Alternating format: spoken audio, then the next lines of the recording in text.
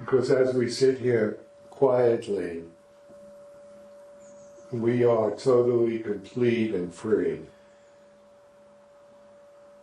The past is not here, unless we go and try and find it. But if you came here today, you're not looking at the past, and hopefully you're not trying to drag it to the present. And if you're sitting in the present, there can't be any worry about the future. And that's why I call it perfect. Because if you're not dragging the past, and you're not worried about the future, you are totally here right now. And to be totally here right now, you are free. Totally free.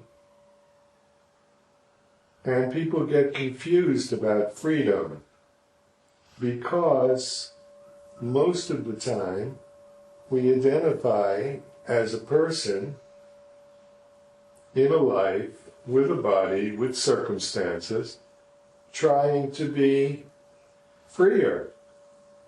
I don't think there's a person alive that believes they could be free, but they would love to be freer. Whatever that means. I think it means having everything you want. That sound about right? If I had everything I liked, and if everybody agreed with me, and told me I was right, that would be a good start. That would be a good life. That would be a very good life. But alas, they don't agree with me. And the truth be known, I don't agree with me. That's the human condition. We like parts of it, and we don't like other parts of it. And from that position, the human being is creating their own personal life. Directing it? No, first you have to write it. You write the life, you set up the sets, you direct it, you cast all the characters, the major ones and the minor ones, the ones that adore you and the ones that give you hell. The foes, the friends, the lovers, the obstacles, everything. You set the whole thing up. They're all you. And then, the most important part, this is the most important part, you forget you did it. And you act as if you didn't do it. Because if you don't forget that you made the whole thing up, how could you play the game? How could you play it with sincerity? Could you? If you knew you were playing a game? And I know, if you're sitting here, there have been occasions where you've seen this, where you know some kind of deja vu is going on. And you recognize, did I write this? Did I do this before?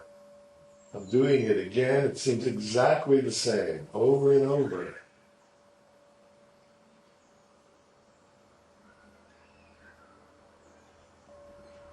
And that's because everything is playing out according to what we believe to be true. We are holding all the beliefs inside.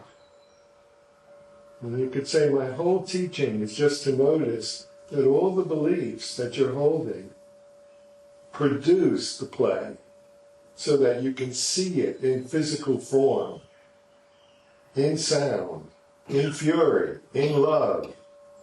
Everything is coming back to you in front of you, but what we don't see is that we're coming from inside, manufacturing it so that we can see it in front of us.